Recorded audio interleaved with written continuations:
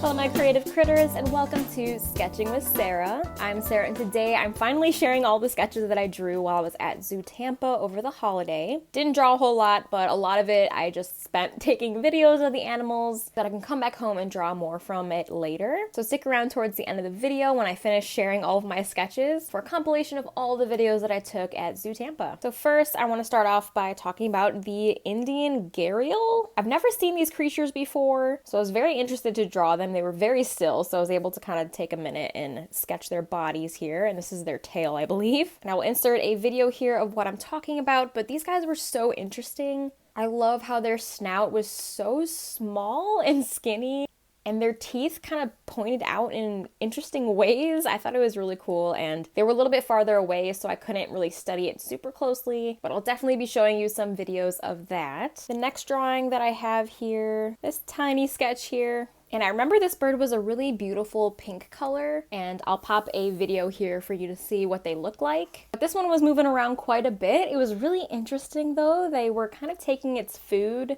and like washing it in the water really quickly and then eating it. I'm not exactly sure what it was eating, but it was really interesting to see that behavior of them kind of rinsing it off before they eat it. And like I said, I'll show a video here of it so you can kind of see what I'm talking about. I just really enjoyed watching these beautiful pink little miniature flamingos, if you will. I don't remember exactly what they are called, but you'll see a video of them here so you kind of see what I'm talking about. The next batch of animal sketches that I did was, of course, the rhino. So here, these were the Indian rhinos. Thank you for leaving a note, past Sarah. These were all of my rhino sketches here. They were quite active, so they were moving around quite a bit.